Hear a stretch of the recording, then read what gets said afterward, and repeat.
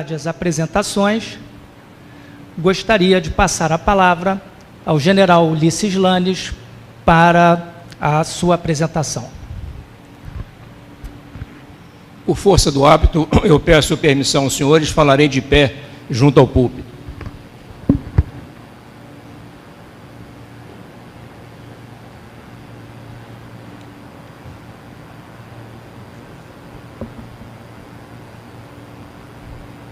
Na América Latina, luta-se de armas na mão, na Guatemala, na Colômbia, na Venezuela e na Bolívia. E já despontam os primeiros sinais no Brasil. Quase todos os países deste continente estão maduros para essa luta, que só triunfará com a instalação de um governo socialista. O ódio intransigente ao inimigo deve se converter em violenta, seletiva e fria máquina de matar. Nossos combatentes têm que ser assim. O Brasil é um território ideal para a guerra de guerrilhas. É país limítrofe com quase todos os países sul-americanos e nosso trabalho ali será facilitado pelo fato mesmo de existir uma oposição difusa e natural ao regime militarista. Estas palavras, esta conclamação pronunciada por altos dirigentes cubanos, entre os quais Fidel Castro e Ernesto Guevara, lamentavelmente caiu em ouvidos que lhe deram atenção aqui no Brasil, de tal modo que, entre os anos de 1964 e 1974, inúmeros atentados, cerca de 1.500 atentados, ocorreram em nosso país, motivados pela tentativa de conduzir a luta armada em nosso território. O saldo que restou desse período é extremamente triste e deve ser continuamente e por todos nós lamentado. 358 mortos entre os militantes, alguns dos quais assassinados sob o título de justiçamento pelos próprios terroristas. 120 entre os integrantes das forças legais e da população civil, atingidos nos confrontos ou justiçados pelos terroristas. 8 sequestros de aeronaves, 4 sequestros de embaixadores, 842 assaltos diversos, 200 atentados à bomba. Esta foi a luta armada sobre a qual eu procurarei discorrer nos próximos minutos. Para falar sobre a luta armada, julgo mister fazer-se uma rapidíssima retrospectiva sobre a atuação do movimento comunista no Brasil. Até final da década de 50 e início dos anos 60, o Partido Comunista Brasileiro exercia um quase que absoluto monopólio sobre as ações dos comunistas no Brasil. Entretanto, em 1956, realizou-se o 20º Congresso do Partido Comunista da União Soviética, ao qual o Partido Comunista Brasileiro era rigidamente subordinado. A estratégia definida em 1956 foi de que a conquista do poder nos países não comunistas deveria ser adotada, ser seguida, ser tentada através da chamada via pacífica, ou o processo etapista em etapas. O Partido Comunista Brasileiro obedeceu fielmente a esse processo e tentou fazer, no início dos anos 60, a revolução pela via pacífica ou etapista no Brasil. Havia discordâncias. Em 1962, uma facção desse partido desligou-se do mesmo por não concordar com esta estratégia e fundou o Partido Comunista do Brasil, em 1962. E, imediatamente, em 62, começou a trabalhar no sentido de implantar a guerrilha rural ou a guerra popular de longa duração em nosso país, segundo os preceitos dos dirigentes chineses, Mao Tse-tung à frente. Havia também uma outra organização marxista chamada Política Operária, Associação Revolucionária Marxista Política Operária, que não concordava com o Partido Comunista, mas também não se filiava ao Partido Comunista do Brasil. E, por fim, havia uma facção trotskista, que também não concordava em que se fizesse a revolução em duas etapas. Desses partidos, o Partido Comunista do Brasil, o Partido Comunista Brasileiro, a POLOP e o Partido Operário Revolucionário Trotskista, surgiram, como nós veremos a seguir, inúmeras organizações que haveriam de conduzir a luta armada. Em 1964, antes mesmo da eclosão do contragolpe ou da contra-revolução democrática de 31 de março de 1964, já havia uma tentativa incipiente de se implantar a guerrilha rural no Brasil, as chamadas Ligas Camponesas, do então deputado Francisco Julião, que já começava a receber orientações e apoio dos dirigentes cubanos. Ao mesmo tempo, o Partido Comunista do Brasil, dando prosseguimento ao trabalho iniciado em 62, aprofundava as suas tentativas no sentido de implantar um foco de guerrilha rural em nosso país. Dois fatores, entretanto, são extremamente importantes e definidores do rumo que os acontecimentos tomariam. O primeiro, já mencionado, foi a Contra-Revolução Democrática de 31 de março de 64, que derrotou a tese do Partido Comunista Brasileiro da via etapista ou da via pacífica e deu razão àquelas facções que acreditavam que só por meio de uma ação violenta de força, só por meio da luta armada, seria possível conquistar o poder. O segundo fator, que ocorrera poucos anos antes, mas que foi decisivo, foi a Revolução Cubana e o apoio que o governo de Cuba passou a emprestar à eclosão da luta armada no Brasil. Após 64, as primeiras ocorrências foram verificadas com as chamadas guerrilhas do Caparaó e do Triângulo Mineiro, quando companheiros de Leonel Brizola, com ele asilados no Uruguai, recebendo dinheiro cubano, tentaram, na Serra do Caparaó e no Triângulo Mineiro, desencadear uma guerra de guerrilhas. Foram facilmente derrotados, de modo que esta ocorrência é registrada aqui simplesmente para que ela fique na mente dos senhores. Foi a primeira tentativa após 64. Dizem até que Fidel Castro teria se aborrecido profundamente com Leonel Brizola, porque grande parte do dinheiro que ele mandou para Brizola não foi devidamente contabilizado.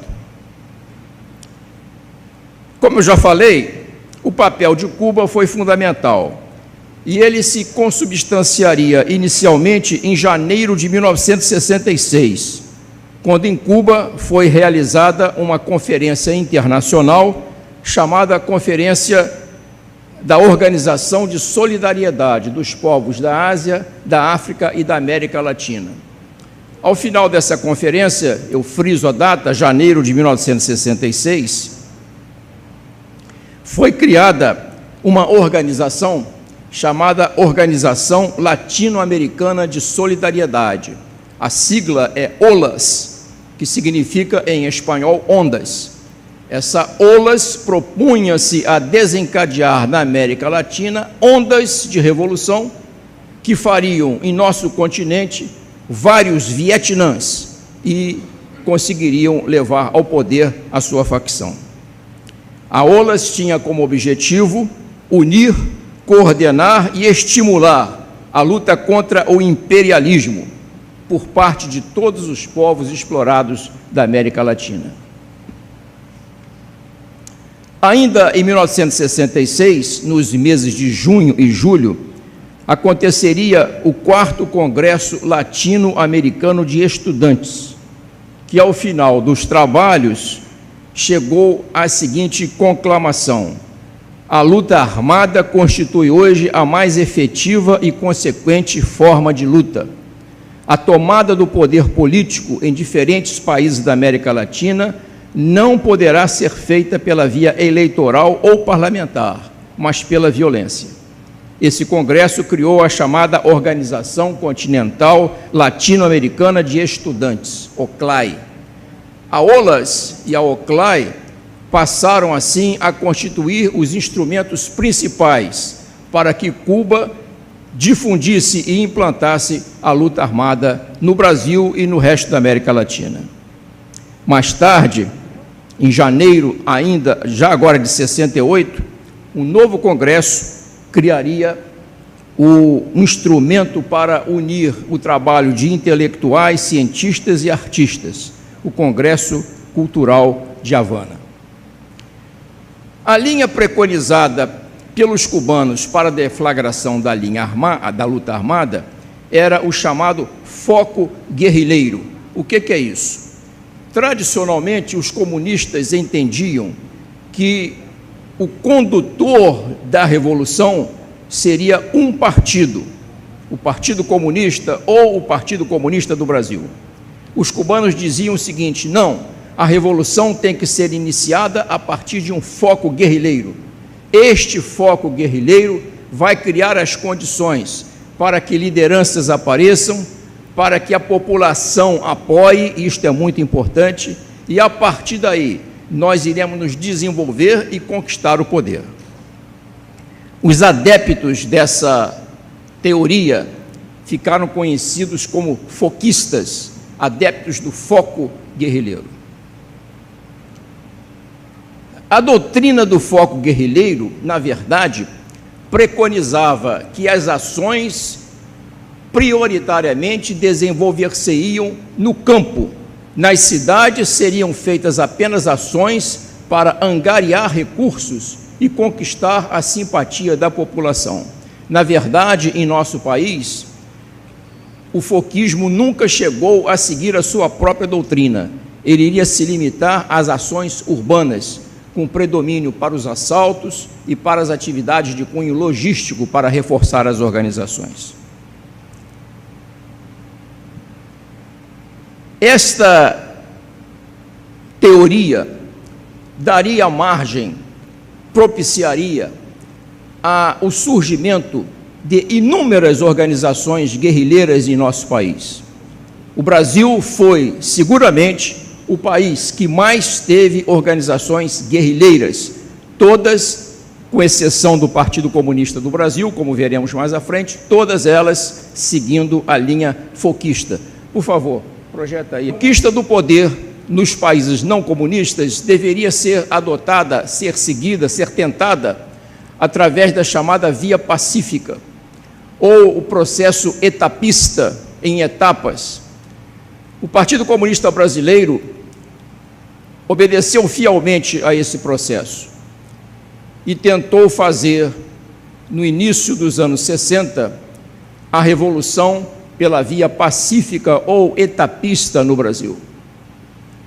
Havia discordâncias. Em 1962, uma facção desse partido desligou-se do mesmo por não concordar com esta estratégia e fundou o Partido Comunista do Brasil, em 1962. e imediatamente, em 62, começou a trabalhar no sentido de implantar a guerrilha rural ou a guerra popular de longa duração em nosso país, segundo os preceitos dos dirigentes chineses, Mao Tse-tung à frente. Havia também uma outra organização marxista chamada Política Operária, Associação Revolucionária Marxista Política Operária, que não concordava com o Partido Comunista, mas também não se filiava ao Partido Comunista do Brasil. E, por fim, havia uma facção trotskista, que também não concordava em que se fizesse a revolução em duas etapas.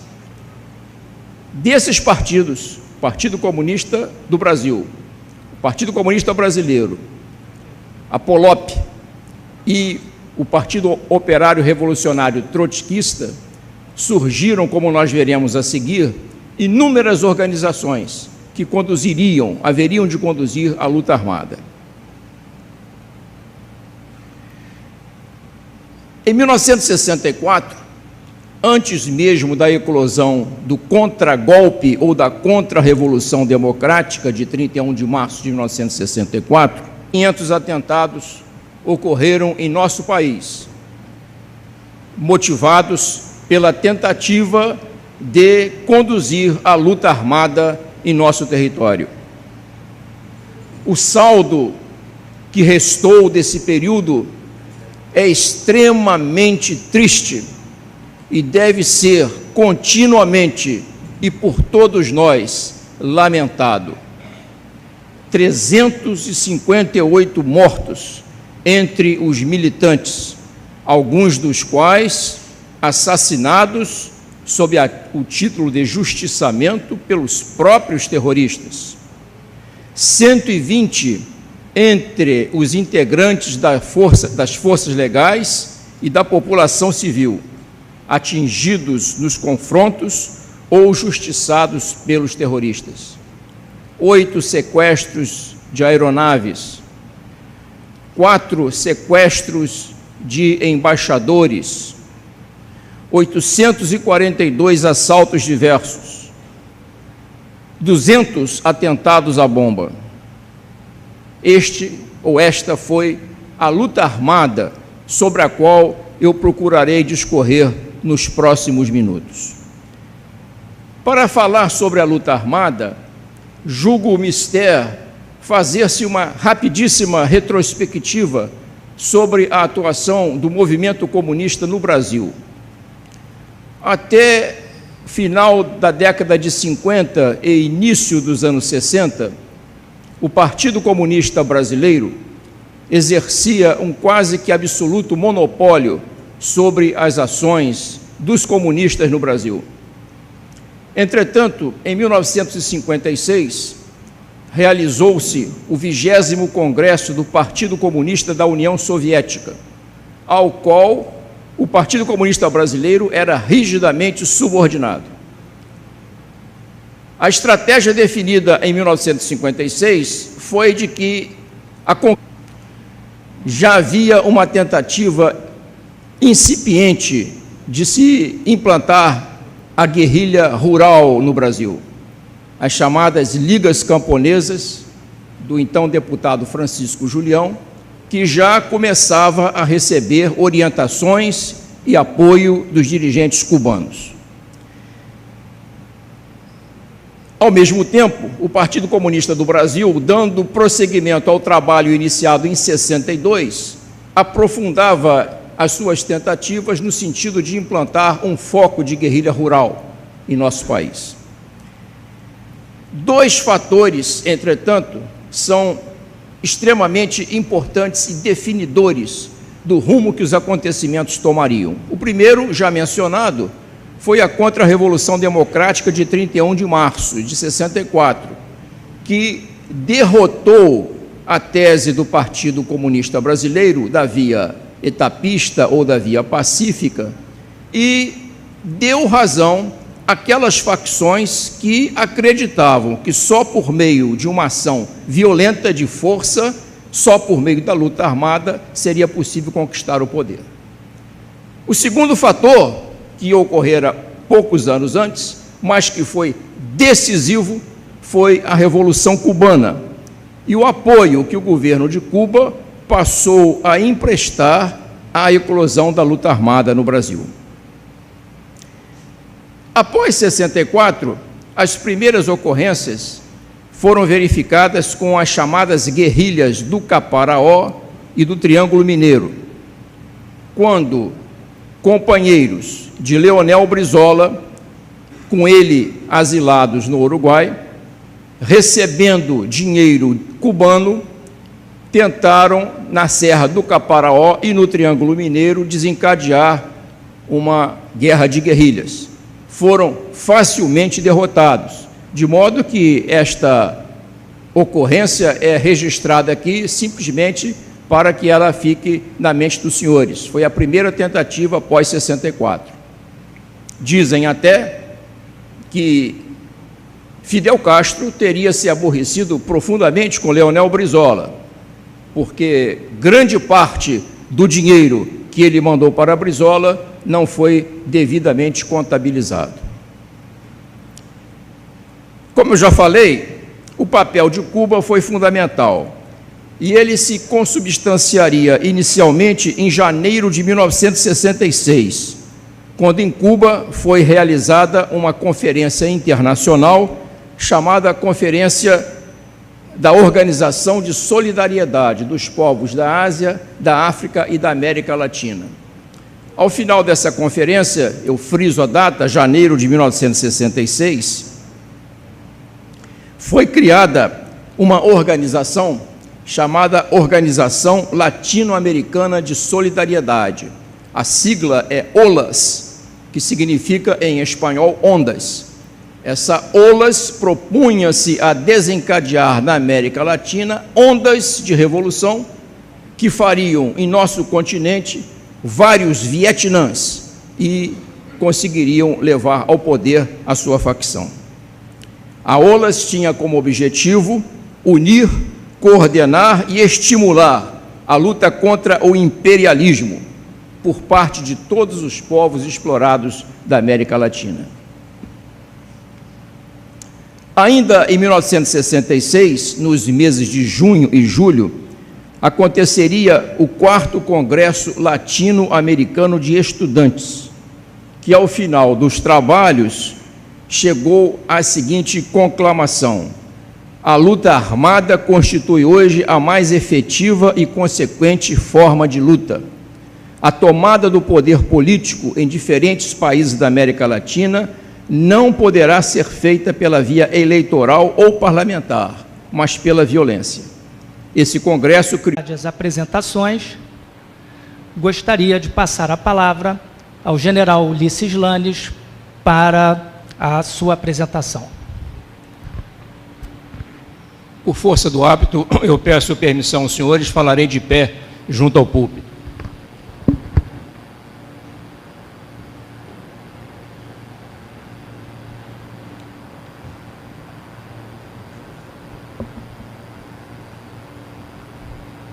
Na América Latina, luta-se de armas na mão, na Guatemala, na Colômbia, na Venezuela e na Bolívia. E já despontam os primeiros sinais no Brasil. Quase todos os países deste continente estão maduros para essa luta, que só triunfará com a instalação de um governo socialista. O ódio intransigente ao inimigo deve se converter em violenta, seletiva e fria máquina de matar. Nossos combatentes têm que ser assim. O Brasil é um território ideal para a guerra de guerrilhas.